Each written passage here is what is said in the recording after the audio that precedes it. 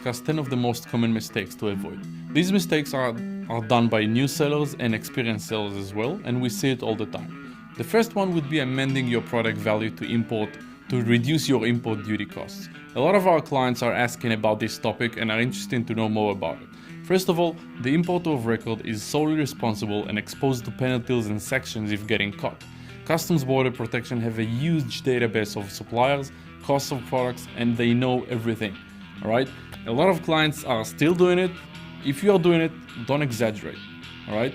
We do not recommend you to do it, but I know that a lot of clients would not ask us to do it as well. Do not exaggerate, because that could be a very big mistake. Secondly, getting consultation from your manufacturer about import regulation. Your supplier is not a freight forwarder, he's a manufacturer, right? Most of the chances when you source products on Alibaba, you will speak to a sales rep, a very young person who works as sales. They have no idea about import regulation, compliance, or certificate needed in order to import your product into the US, to Europe, to Canada, or Australia. So if you source from Alibaba, do not ask them about import regulation. Ask your freight forwarder about what is needed in order to import my product into the States or whatever destination country you have. Again, you are the only responsible for importing your product. You would be responsible to make sure you have the correct certificates and the legislation in order to import that product. The third mistake would be ignoring Amazon new shipment policy changes. In August 2018, Amazon has announced new shipment policy, which means you cannot delete multi-destination shipments anymore. If you have a shipment that Amazon splits it into 3 different locations, you must send your shipment into those locations. You cannot choose one and delete the other ones. Secondly, Amazon now requests that you create a shipping plan for each shipment that you have. For example, if you create one big shipping order in Amazon and you decide to split it, parts sent by air and parts sent by ocean, you gotta create 2 new shipping plans in Amazon. You cannot have only one and ship 2 different methods onto it. Fourth, go after price and not your business needs when evaluating shipping quotes. Learn to ask the right questions from the freight forwarder. Alright? Don't go for the cheapest option. It's not always what you need.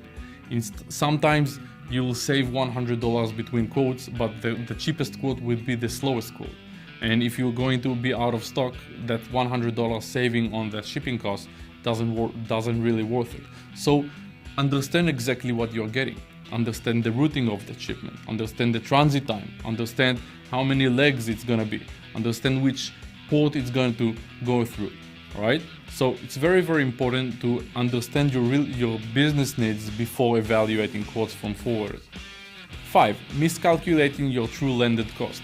Always calculate your true landed cost in advance, including the final mile to Amazon, and especially if you have multi-destinations. You gotta calculate all the destinations in order to get the true landed cost. If you're importing oversized product, create a dummy shipping plan and run cost simulation using pallet calculation tools. Alright? Understand how many pallets you're gonna have to each location and get the quote from your forwarder. Keep in mind unexpected costs in your landed cost formula, such as customs exam, storage, detention time, waiting times at Amazon, and more. These costs are unexpected, but if you talk to your freight forwarder, you would be able to estimate your hidden costs in that shipping quote. Number 6. Carton shipping marks to match your import documents. Carton shipping marks are not mandatory, but can save you money and time if used properly. When shipping less than container load, LCL, or air, the carrier will have to deconsolidate the freight at destination. If something goes wrong, they'll need to identify your boxes, and they'll come to you and ask for pictures of your products or your description of shipping marks. That will help them find your products in that warehouse. So shipping marks, again, it's not mandatory, you don't have to do it, but it will save you a lot of time and money if done correctly. Next, make sure you have clear marking and identification on your master boxes. Make sure they are stated on your bill of lading as well. 7. Mistiming your shipments. Forwarder will usually show transit time on their quotes as port to port only. In between that displayed transit time, the actual transit time is almost double. From the time your cargo has been picked up in China until it gets loaded onto the vessel, and until the vessel has departed, there is a week. Once the cargo will arrive, the vessel will arrive destination port, there's another couple of business days to unload the vessel, unload the container, sort and segregate everything, and have it ready for delivery. Alright? Make sure you understand your true transit time, and not only the transit time showed on the quote, which is basically port to port. Amazon appointments. If you have to schedule your delivery appointment with Amazon, that also takes time, especially during peak season.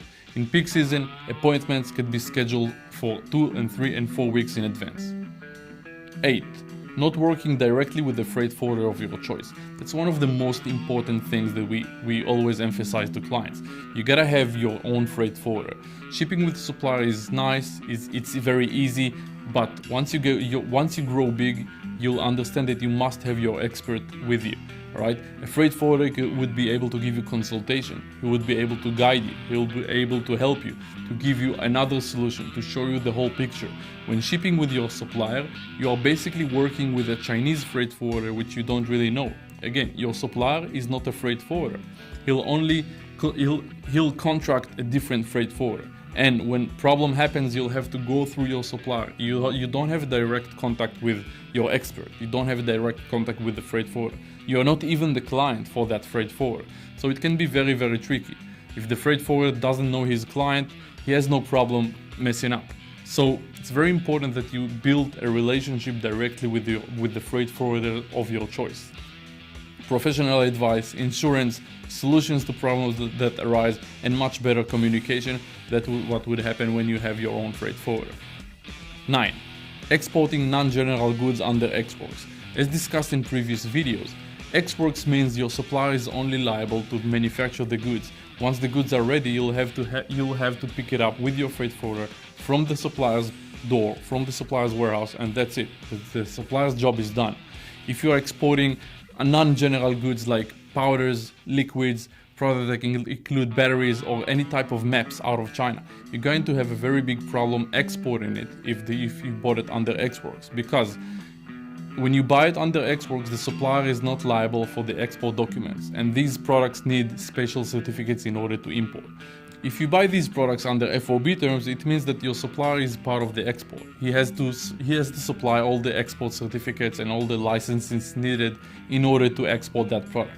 If you're trying to buy these type of product, non-general goods, from a supplier, and the supplier is trying to push you away from FOB, you gotta understand there's gotta be a problem here. If he doesn't have the right export certificates, he'll try to sell you under export terms and you'll have a problem.